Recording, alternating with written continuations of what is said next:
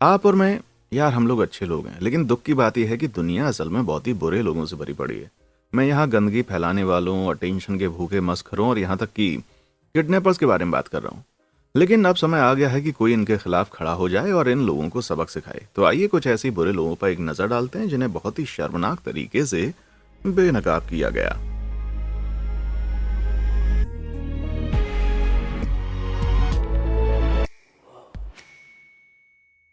गहरा और सच्चा तथ्य।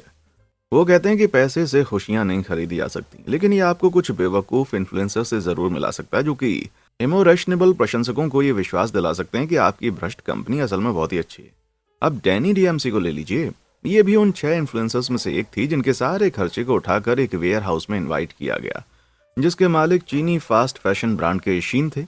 डैनी को फीचर करके उस छोटे से प्रोमो वीडियो में भी दिखाया गया कि गोदाम कितना साफ है और टेक्नोलॉजी कितनी एडवांस है और ओह माय गॉड, यहाँ काम करना मजेदार होगा। लेकिन दर्ज की गई ये बात बताई नहीं गई कि चीन के गोदामों में काम करने वाले असल में कल्पना से भी बदतर कंडीशन में फंसे हुए हैं। उस कंपनी के खिलाफ आरोपों की लिस्ट लगभग एंडलेस है। एक्सप्लॉयटेटिव लेबर, कर्मचारियों को 18 घंटे काम करने के लिए मजबूर करना, sweat shop condition, intellectual property की चोरी, मेजर एनवायरमेंटल डैमेज। सच कहूं तो वो बहुत ही फंसे हुए हैं और हर कोई उनकी अंधी दादी शीन के पतले पर्दे वाले पीआर स्टंट को तो देख ही सकता था। जी हाँ, डैनी के अलावा लगभग बाकी सभी लोग, मतलब ऐसा लगता है कि इस वीडियो की स्क्रिप्ट एक किंडरगार्टन के उस बच्चे ने लिखी थी जो कि ग्लू स्टिक खाता था। There's a narrative fed to us in the US, and I'm one that always likes to be open-minded and seek the truth, so I'm grateful for that about myself, and I hope the same for you guys. तो इस promo video की धज्जियां उड़ाई गईं, लेकिन Danny शीन को बचाने के लिए ये बात और आगे बढ़ गई। जाहिर है कि उसे पर्दे के पीछे होने वाले रहस्य के बारे में किसी और की तुलना में ज्यादा पता था, और अगर आपको लगता है कि वो बस प्रचार कर रही थी तो ये आपकी गलती है। ये कितना शर्मनाक है। ऐसा लगता है हर किसी की एक कीमत होती है।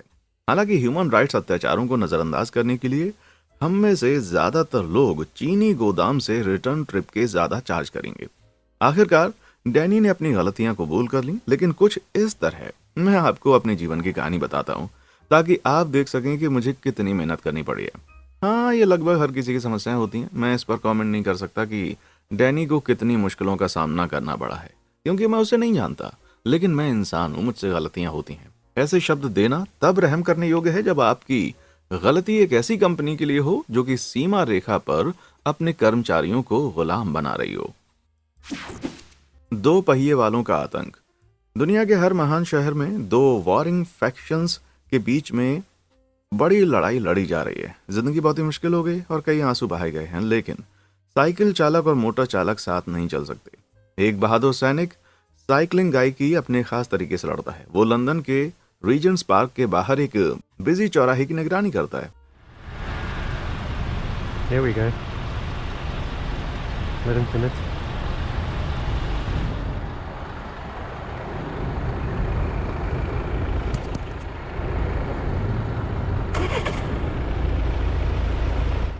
यहाँ अक्सर दाईं ओर मुड़ने वाले ड्राइवर लाइन से बचने के लिए जानबूझकर सड़क पर गलत दिशा में गाड़ी चलाते हैं, और ये लापरवाही सड़क पर सही दिशा में चलने वाले किसी भी इंसान को खतरे में डाल सकती है।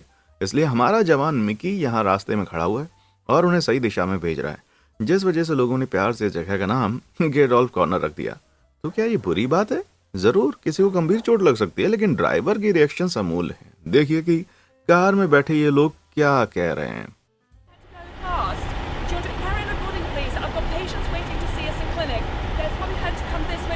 No, you go back. You can't be breaking the law like this. Okay, okay. You know I'm Tell going you to put what, this to I'm the gonna police. take That's fine, you do. And I'm going to take a picture of you, and I'm going to You're show welcome to my to. patients about what we're going to say by being late. That's Yeah, right, maybe you sir. should have left home earlier. ओह, तो वे doctor हैं। मैं माफी चाहूंगा महोदया, फिर तो सड़क के नियम आप पर बिल्कुल लागू नहीं होते। बेवकूफों, यहाँ डॉक्टर करेन एमडी रोने लगती हैं, विलाप करती हैं, तस्वीरें लेती हैं और शिकायत करती हैं कि उन्हें खतरा महसूस हो रहा है, लेकिन ये स्वीकार नहीं कर रही कि वो गलत है। लेकिन हमारा साइकिल चालक इसे बहुत अच्छा सबक सिखा देता है। Jesus Completely on the wrong side of the road. You why? Jesus Christ, you know, some Back of you us go. actually do something that's worthwhile for living instead of sitting here. Like drive a 4x4 around London. Join the traffic. तुम और मैं दोनों दोस्त हैं। बहुत देर के बाद दोषी डॉक्टर पीछे हटते हैं और कतार में शामिल हो जाते हैं।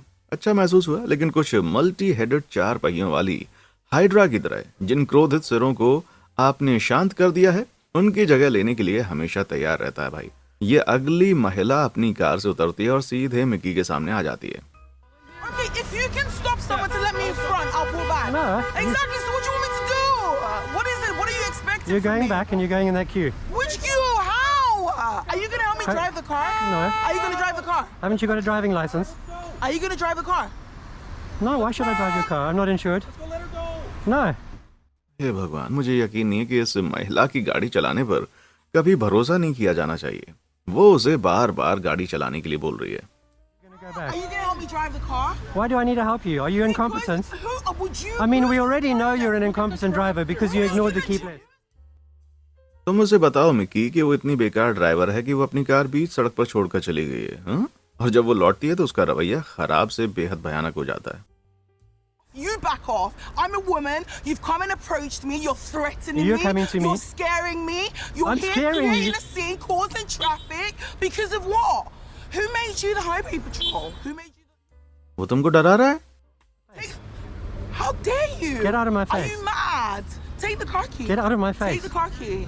I want you Get to out of my touch me. face. Touch me. Do something to Walk me. into me. Do something to me. हाँ, कितनी बेवकूफ इंसान है। हालांकि उसके चिल्लाने के बाद मिकी ने उसे अपना रास्ता दिखा दिया और वो उसको देखता रहा जब तक कि वो वहां से चली नहीं गई। Oh, no, let's not be too harsh on her. She could be a decent person. Let's be fair, right? तो प्रिय दर्शकों, यही एक सच्चे जेंटलमैन की निशानी है। सारे हीरोज ताज नहीं पहनते हैं, कुछ लोग बस स्पेंडेक्स, हेलमेट और ये छोटे जूते पहनते हैं जो कि पैडल से चिपक जाते हैं। मैंने सुना है कि कुछ नायक छोटे, मुलायम, सफेद और मोटे होते हैं जो कि अद्भुत फैक्चुअल वीडियोस बनाते हैं। कौन? मैं? और रुको, मैं शर्मा रहा हूँ यार। खैर, अब मुझे लगता है कि आप अपने हीरो को लाइक और सब्सक्राइब किए बिना जाने तो नहीं देंगे, है ना? चलिए अब वीडियो पर वापस आते हैं। मोड़ना, चाटना, चिपकाना। मुझे आप सभी के लिए वीडियोस बनाना पसंद है। ये मेरे जीवन की सबसे बड़ी खुशी है। हालांकि मुझे अपने कुछ साथी क्रिएटर्स से शिकायत है, इसलिए समय आ गया है कि कोई कुछ कहे। यूट्यूब प्रैंकस्टर्स, कोई भी तुम्हें पसंद नहीं करता। हाँ, मेरी बात मानो, प्रैंक चैनल बेकार होते हैं और सबसे बेकार जो मुझे लगा है उसका नाम है रीसेट। ये स्पेनिश मस्खरा, जिसका असली नाम है कांगुआ रेन, ये वाकई में प्रोवोकिंग वीडियोस बनाता है जिनके टाइटल्स कुछ इस तरह हैं। एक बेघर आदमी को टूथपेस्ट से भरा ओरियोस खिलाना। हाँ, आपने सही सुना, कितना घटिया आदमी है। साल 2019 में रेन जब 19 साल का था तो उसने एक ऐसी वीडियो बनाई जिसमें उसने ओरियो की फिलिंग को निकालकर उसकी जगह टूथपेस्ट डाल दिया और फिर बार्सिलोना की सड़कों पर एक बेघर आदमी के पास गया। रेन ने उस आदमी को 20 यूरो, लगभग $20 और कुकी ऑफर की, जिसे उसने नरमी से स्वीकार कर लिया। लेकिन इसके बाद जो हुआ वो मेरे लिए इतना भयानक था कि मैं उसे दिखाकर डिमोनेटाइज्ड हो जाऊंगा। लेकिन ये कुछ ऐसा था, वो थोड़ी दूर जाकर ओरियो खाते हुए उसकी वीडियो बना रहा था। हाँ यार, इस गरीब आदमी का रिएक्शन जल्द ही थैंकफुल से हैरानी में बदल गया। ये कुकीज इतनी बेकार थी कि उसने उल्टी कर दी। अब अगर आप ये सोच रहे हैं कि रेन बस 19 साल का था तो शायद आपकी गलत जजमेंट होगी, क्योंकि जब रेन से इस प्रैंक के बारे में पूछा गया तो उसने कहा कि इसमें अच्छी बात देखिए, इससे उनके दांत साफ हो गए। ये वाकई सहन करने वाली बात थी। इसलिए रेन को 15 महीने की जेल हुई और उसे किसी भी तरह का कंटेंट बनाने के लिए 5 साल के लिए बैन कर दिया गया। चलो, छुटकारा तो मिला। और हाँ, उसे उस आदमी को मुआवजे के रूप में $21,000 से ज्यादा का भुगतान करना पड़ा। बहुत बढ़िया। चौंकाने वाली बात यह है कि ये पहली बार नहीं था जब रीसेट ने निर्दोष या कमजोर लोगों को कुछ बुरी चीज खिलाने की कोशिश की थी। उसके प्रोसिक्यूशन के दौरान ये पता चला कि एक दूसरे वीडियो में वो बुजुर्गों और बच्चों को मुफ्त में सैंडविच दे रहा था, लेकिन वे सैंडविच बिल्ली के मल से भरे हुए थे। क्या इस तरह की घटिया चीज कोई किसी को देता है? मुझे आशा है कि इस तरह का कोई मामला दोबारा इस मंच पर नहीं आएगा। ये भयानक है। मुझे अमेरिकन होना पसंद है, लेकिन अब समय आ गया है कि हम उस चोट पर ध्यान दें जो हमने दुनिया को पहुंचाई है। निसंदेह हमारा सबसे बड़ा दुर्भाग्य जेंडर रिवील पार्टी है। अगर मैं एक और बेवकूफ़ी भरा रंगीन केक काटने या गुब्बारा फोड़ने वाला वीडियो देखूंगा तो मैं हाथ में हाथ उठा दूंगा। तुम लोगों ने हद कर दी है यार। एक जेंडर रिवील पार्टी में साल 2020 में युकाइपा कैलिफोर्निया के एक कपल ने सूखी घास के पास एक धुआं बम छोड़ दिया, जिसकी वजह से 22,000 एकड़ के जंगल में विनाशकारी आग लग गई। ये अपने आप में एक भयानक हादसा है, लेकिन आग पर काबू पाने की कोशिश करने में एक फायर फाइटर को अपनी जान गंवानी पड़ी। यार, जिस समय मैं ये वीडियो बना रहा हूँ उस वक्त तक इस कपल पर हत्या सहित 30 आरोप लग चुके हैं। और सिर्फ यही एकमात्र हादसा नहीं है। साल 2017 में 2 प्रतिभाशाली माता पिता ने अपने बच्चे के जेंडर की घोषणा करने के लिए मिल में एक्सप्लोजिव मारने का फैसला किया। यहाँ हर जगह लकड़ी के टुकड़े पड़े होंगे। ये शूट अमेरिकी border patrol agent Dennis Dickey द्वारा किया गया था। और इसके बाद होने वाले विस्फोट से जंगल में आग लग गई, जिसने एरिजोना के लगभग 47,000 एकड़ के इलाके को राख बना दिया और लगभग $8 मिलियन से ज्यादा का नुकसान हुआ। जिसके बाद क्रिकी डिकी को 5 साल की पैरोल दी गई और उन्हें रुला देने वाली $220,000 की रकम जुर्माना देनी पड़ी। हालांकि सभी बड़ी विपत्तियों की तरह जेंडर रिवील पार्टियां भी दूसरे देशों तक फैल गई हैं। 2012 में ब्राजील के एक कपल ने खुद को तब मुश्किल घड़ी में पाया जब उन्होंने पूरी तरह से सेल्फलेस होकर अपने जेंडर को रिवील करने के लिए झरने को नीले रंग में रंगने का फैसला किया। यार काश कि मैं झूठ बोल रहा होता। ये पार्टी कोइमा पे नदी झरने पर हुई, जो ब्राजील के माटो ग्रोसो में है। ये एक ऐसा इलाका है जो लंबे समय से सूखे से जूझ रहा था, इसलिए दूर दराज की बस्तियों के लिए झरने का पानी पीना एकमात्र विकल्प हो सकता है। तो अब कल्पना कीजिए कि उन्हें कैसा महसूस होगा जब वो पानी इकट्ठा करने के लिए गए होंगे और देखा होगा कि उस पानी को जहर जैसा बना दिया गया। और डिलीट किए गए उस वीडियो में कपल ने एक नीला धुआं भी उड़ाया था। हाँ, सिर्फ पानी को दूषित क्यों करें, हवा का गला भी क्यों ना घोंट दिया जाए। आइए मिट्टी में जहर घोलने के लिए रेडियो एक्टिव मेटल्स को गाड़ कर और तापेर में आग लगाकर सभी एलिमेंट्स को कवर कर लेते हैं। मजाक कर रहा हूं यार, ऐसा कभी मत करना। मैं बस ये कह रहा हूं कि इससे मुझे कोई आश्चर्य नहीं होगा। देखिए, मैं नए माता पिता के जीवन के सबसे खुशी के दिन को बर्बाद करने की कोशिश नहीं कर रहा। इसका आनंद लो, लेकिन आपको बाकी सभी की जान की कीमत पर इसका आनंद क्यों लेना है। मुझे यकीन है कि इन लोगों का इरादा भी कुछ बुरा करने का नहीं था, लेकिन अगर वो एक पल के लिए भी मैं होना बंद कर देते ना, तो ये बात करने की जरूरत ही नहीं पड़ती। कचरा हटाओ। क्या आप जानते हैं कि मैं क्या बर्दाश्त नहीं कर सकता? कचरे का ढेर। आपके कचरे की साफ सफाई करना किसी और की जिम्मेदारी नहीं है। क्या तुम्हारी माँ ने तुम्हें कूड़ेदान का इस्तेमाल करना नहीं सिखाया? अफसोस की बात है कि कुछ लोगों को इसकी परवाह नहीं होती कि वो अपना कचरा कहां पर फेंक रहे हैं। इंग्लैंड के न्यू फॉरेस्ट नेशनल पार्क में 2 मजदूर अपने द्वारा किए गए काम का मलबा सड़क के किनारे किसी के गेट के सामने फेंक दे रहे थे, और उनके लिए दुर्भाग्य की बात यह है कि घर की मालकिन ने उन्हें रंगे हाथों पकड़ लिया, लेकिन फिर भी वो अपने घटिया बहाने बनाने से पीछे नहीं हटे। Yeah, no, it's all at the back of the van. What it is we've just picked up some stuff. Right. And it was all mixed up, so we got to sort it out before we tip, love. हिम्मत तो देखो, लेकिन घर की मालकिन ने कुछ भी नहीं माना। And when I put the bags down here, I didn't expect the bags to split. Oh, right. Did you expect that rubbish to jump the gate then? Savage burn. जी हाँ, हमारा हीरो वहां पर खड़ा रहा और उस क्रुक्ड चाचा और उसके साउंड क्लाउड रैपर बच्चे को उनके द्वारा फेंकी गई सभी गंदगी को साफ करने के लिए मजबूर कर दिया गया। भले ही इसका मतलब खुद को शर्मनाक पोजीशन में डालना ही था। ईमानदारी से कहूं तो उन्हें अपना कचरा साफ करते हुए सुनना मेरे लिए ASMR जैसा है। सुनो।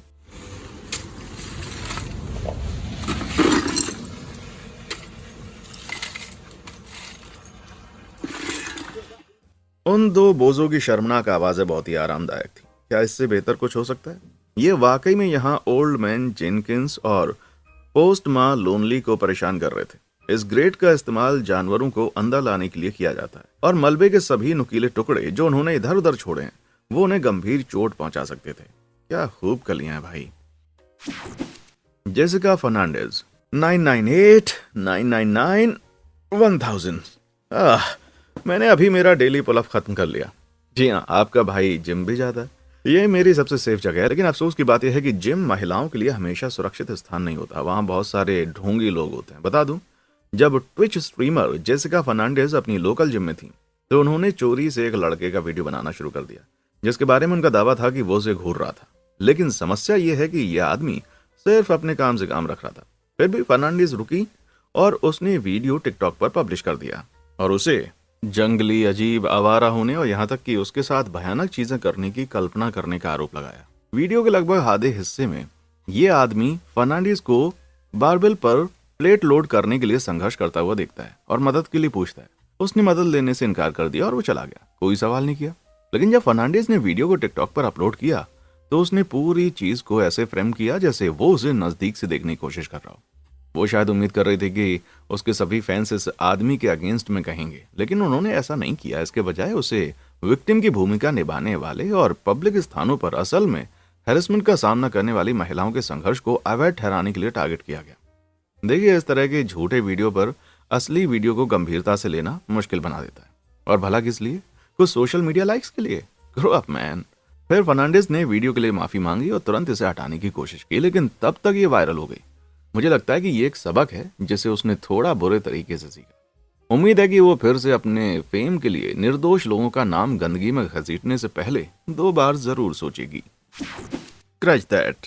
देखिए, मैं इस बात को लेकर पूरा क्लियर हूं कि मुझे प्रैंकस्टर्स पसंद नहीं है, लेकिन यहाँ एक ऐसे किस्म का वाकया है जो कि मेरा दिमाग घुमा देता है।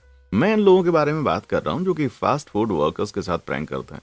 भाई, ड्राइव थ्रू पर काम करना एक बहुत ही बेकार काम है, इसलिए इन कम तनख्वाह वाले और ज्यादा काम करने वाले कर्मचारियों को सताना बहुत ही बुरी बात है, जिनके पास आपके बेवकूफ़ी भरे चुटकुलों में शामिल होने के अलावा कोई विकल्प नहीं होता। और कुछ इसी तरह मैं इस अगले ड्राइवर को डिस्क्राइब करूंगा। उसने अपनी कार को मॉडिफाई करके एक लाउड हॉर्न बजाई और अब गोल्डन आर्चीज पर आकर वर्कर के चेहरे पर विस्फोट करने के लिए तैयार हो गया, क्योंकि ऐसा करना मजेदार है ना। खैर, मेरी नजर में तो नहीं है, या ये पता चला कि सेवा कर्मी की नजर में भी नहीं है।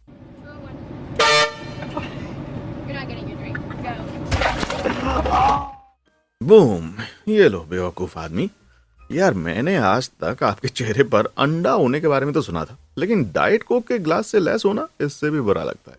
हालांकि कुछ भी हो, मुझे नहीं लगता कि फास्ट फूड कर्मचारी कुछ ज्यादा किया। भाई, मैंने तो ऐसे मौके पर कुछ इस तरह का अजीब काम किया होता।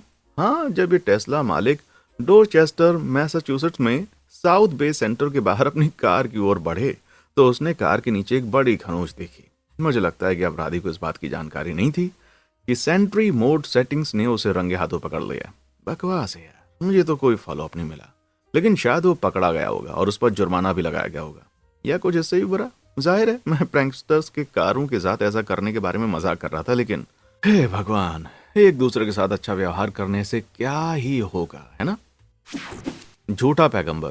चलो, हम सभी थोड़ा इस कचरे की गहराई में उतर जाते हैं। ये नॉर्मल सी बात है कि अपनी बुरी कंडीशन में कोई भी हो सकता है, कि आप ऑनलाइन मोटिवेशनल स्पीकर्स की दुनिया में पहुंच गए हो। जानते हो मैं किसकी बात कर रहा हूँ? मैं अपनी लैम्बोर्गिनी में रो रहा हूँ, क्योंकि मेरे माँ बाप ने मुझे कभी प्यार नहीं किया। ऐसा बोलने वाले दोस्तों की वो पकाते हैं, मुझ पर भरोसा नहीं है तो खुद देख लीजिए। ऑनलाइन एंटरप्रेन्योर, मोटिवेशनल स्पीकर्स और चालबाज आदमी, हर मैन लोरा MX उन्हीं में से एक था।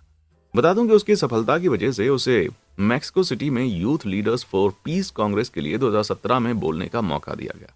इसका मतलब वो बहुत ही चालाक आदमी रहा होगा, है ना।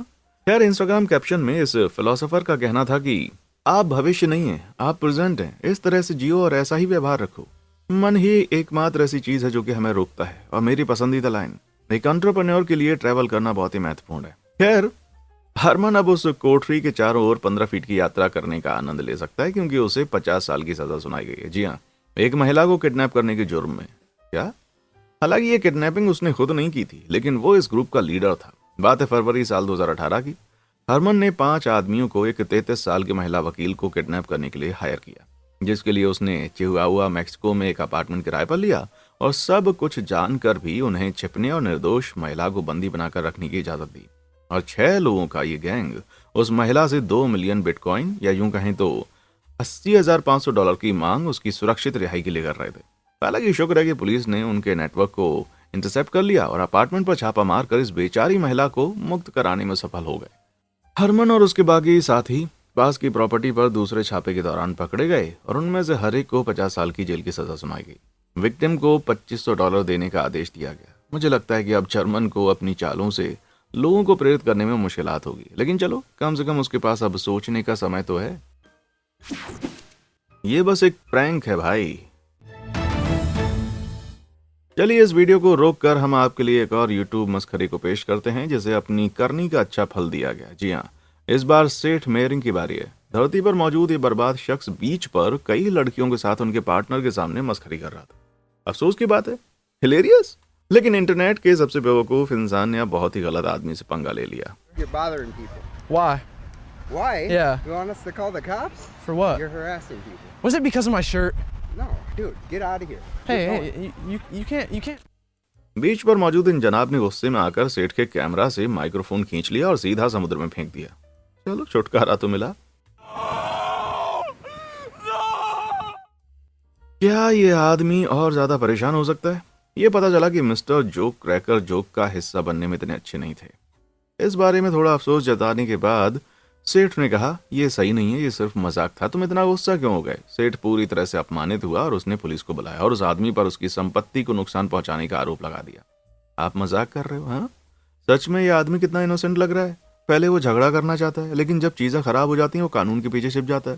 खैर अधिकारी आए और सेठ ने उन्हें कहानी का अपना पक्ष बताया कि वो सिर्फ हंसाने के लिए कर रहा था। कम ऑन यार, तुम्हें इससे और क्या उम्मीद थी? मैं बस एक प्रैंक वीडियो बना रहा था और उसने मुझसे बंद करने के लिए कहा। मैंने नहीं माना और फिर वो मुझ पर गुस्सा हो गए और मेरा कैमरा तोड़ दिया और अब मैं किसी भी तरह से लोगों को परेशान नहीं कर सकता।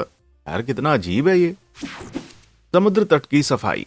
जब भी मैं समुद्र तट पर जाता हूँ मैं हमेशा कचरे के 5 टुकड़े उठाने की कोशिश करता हूँ, और अगर ऐसा सभी लोग करेंगे तो हमें अपने तटों पर फैले हुए प्लास्टिक के बारे में फिक्र नहीं करनी पड़ेगी। लेकिन इस अनजान इन्फ्लुएंसर की जोड़ी को समुद्र तट पर कचरा उठाते हुए चोरी से फिल्मा लिया गया, तो इसका अंत उम्मीद के मुताबिक नहीं हुआ। ऑनलाइन शेयर किए गए इस वीडियो में क्लीन अप क्रिएटर कचरे का भारी बैग उठाने से पहले कुछ बेवकूफ़ी भरा टिकटॉक डांस मूव्स करते हैं। भाई ये काफ़ी भारी है, और फिर वो वहां से चले जाते हैं। रुको यार, आप कहाँ पर जा रहे हो? ओ लेडी, तुम कचरा लेना भूल गई हो क्या? हाँ दोस्तों, मुझे नहीं लगता कि उन्हें असल में कभी समुद्र तट पर सफाई करने का इरादा रखा था। जैसा कि मैंने कहा कि कोई नहीं जानता कि ये लोग कौन है या ये कहाँ पर हुआ है, और ये इसके लिए शायद बेहतर है क्योंकि कमेंट्स में इन दोनों की जमकर धज्जियां उड़ाई जा रही हैं। मैं समझ रहा हूँ कुछ बेवकूफ़ लोग हैं जो कि इन्फ्लुएंसर्स की बकवास का संकेत देते हैं। यार सच कहूँ तो अटेंशन पाने के उद्देश्य के लिए इस तरह का काम करना वाकई लानत का काम है। और अफसोस की बात है कि ऐसा लगता है कि उस दिन जब वो घर पर गए तो समुद्र तट पर जो कचरा बचा था वो यही 2 टुकड़े थे। बूम, आपको कैसा लगा और कौन कौन इनको दंड देना चाहता है बताइए। रिजेक्शन का सामना। मैं हर दिन कुछ अच्छा करने की कोशिश करता हूं, जैसा कि अपने पड़ोसी से प्रेम करो, लेकिन जब यूके टिकटॉकर मिलिंग फिट ने एक अजनबी को हमडे ब्लूज को हराने में मदद करने की कोशिश की तो उसकी योजना शर्मनाक तरीके से विफल हो गई। वो किसी स्ट्रेंजर के किराए के सामान के पैसे भरने की उम्मीद में अपने लोकल किराने की दुकान में चली गई। Excuse me, this may be really random, but I'd love to pay for your food shop today. Just because I wanna. No. Honestly, like I do this thing where I wanna do something nice. ठीक है, ये काफी नहीं है, लेकिन बाद में कई और रिजेक्शंस हुई और मिल्ली ने इसे एक आखिरी मौका दिया।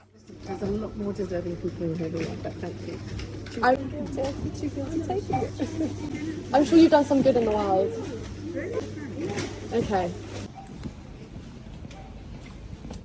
किसी को दिलचस्पी नहीं थी, इसलिए पूरी बात के बारे में शर्मिंदगी महसूस करते हुए मिल्ली ने हार मान ली और स्टोर के फूड बैंक को बहुत सारा खाना दान कर दिया। बहुत अच्छा, लेकिन मैं जानता हूं कि आप क्या सोच रहे हैं। लोगों की मदद करने की कोशिश करना बुरी बात हो कैसे सकती है ना? खैर सच कहूं तो मुझे नहीं लगता कि मिल्ली बिल्कुल भी बुरी इंसान है। मुझे लगता है कि वो वाकई में देखभाल करने वाली है और अच्छे विचार रखती है। जी हाँ, ज्यादातर।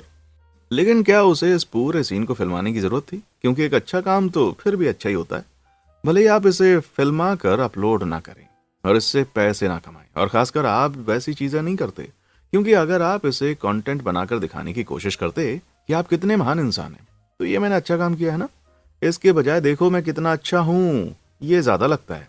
ये कोई बड़प्पन नहीं है। और सबसे बढ़कर मिल्ली ने थोड़ा रोते हुए वीडियो को समाप्त कर दिया। Did it. Tears. Just a lot of emotion.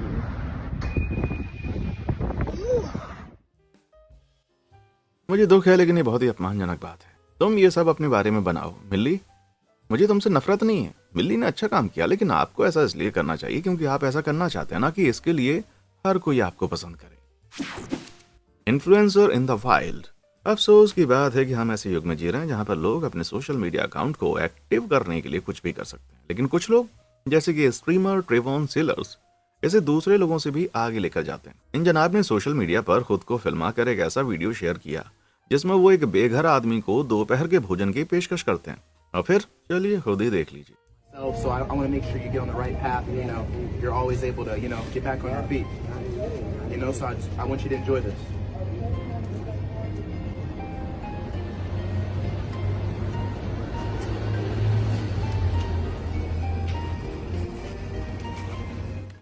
क्या यार, लोगों के लिए खाना खरीदते समय खुद को फिल्माना बहुत ही ज्यादा शर्मनाक है, लेकिन फिर सच में उन्हें वो खाना ना देना कहीं ज्यादा बदतर हो जाता है। और अगर वो बेघर हो तो ये लानत की बात है। अब कुछ लोगों ने कहा है कि शायद ट्रेवॉन ने झूठा वीडियो बनाया होगा और वो आदमी सच में बेघर नहीं था, लेकिन अगर यही सच है तो ये अच्छी बात नहीं है। क्या आप इस तरह के व्यवहार को युवा प्रतिभाशाली लोगों के सामने बढ़ावा देना चाहते हैं? बिल्कुल गलत सोच है। जरा सोचिए कि आप मैकडॉनल्ड्स में बैठे हों और खिड़की से बाहर देखने पर ये सब दिख जाए। और मुझे तो बहुत ही गुस्सा आएगा। लेकिन अगर मैं हवाई जहाज में यात्रा करते समय खिड़की से बाहर झांक कर ये देखूं तो मुझे और ज्यादा गुस्सा आएगा। क्या वो इंजन में बैठी हुई है? मुझे लगता है कि ऐसा करना बिल्कुल भी सुरक्षित नहीं हो सकता। ऐसा वो सारा दिन पूरे रनवे पर कब्जा करके रखेगी। डरो मत, क्योंकि इस विमान के चालू होने की संभावना बिल्कुल नहीं है। आपको बता दूं, ये आदमी उतना कुछ भयानक नहीं कर रहा जितना कि ये दिखता है। ये असल में कई केबिन क्रू या पायलट्स के लिए एक संस्कार जैसा होता है जब वे उड़ान भरते हैं। मुझे चिंता ये थी कहीं मेरी मालदीव की एक तरफा यात्रा रद्द तो नहीं हो जाएगी। महंगा प्रैंक। अरे ये देखो जरा, हमें यहाँ पर क्या मिला। ये टर्नर कुक है, एक और बेवकूफ यूट्यूबर मस्खरा। आपको बता दूं कि मनोरंजन की दुनिया में टर्नर के योगदान में उबर ड्राइवर्स पर नकली उल्टी, स्टोर्स में पेशाब करने वाला प्रैंक और लोगों की किराने का सामान चोरी करना शामिल है। अब अगर आप सोच रहे हैं कि टर्नर लोगों के लिए एक इंटोरेबल खतरा है तो आप सही हैं। बता दूं, अपने सो कॉल्ड प्रैंक वॉशिंगटन में एक शॉपिंग मॉल के आसपास फिल्माते समय टर्नर ने लोगों में एक अनजान सदस्य को गलत तरीके से परेशान कर दिया। जी हाँ, वे फूड कोर्ट के चारों ओर लगातार एलन कोली नाम के एक आदमी का पीछा करने लगे और जोर जोर से उसको बुरी बातें सुनाने लगा। कोली ने उससे कम से कम 3 बार रुकने के लिए कहा, लेकिन जब टर्नर ने उसे नजरअंदाज करके अपना काम जारी रखा तो कोली ने बंदूक निकाली और सबक मिल गया उसे अच्छे से। बाप रे। लेकिन आप मत डरो, टर्नर के शरीर पर उस समय छेद नहीं हुआ, वो बिल्कुल ठीक था। आप मुझे पत्थर दिल कहो, लेकिन मैं कोली को दोष नहीं देता और न ही उस ज्यूरी को जिसने उसे दोषी नहीं ठहराया, क्योंकि टर्नर एक बदमाश की तरह व्यवहार कर रहा था और फिर बदमाश पकड़ा गया। लेकिन सबसे अजीब बात यह है कि टर्नर के फैंस ने भी यही बात कही।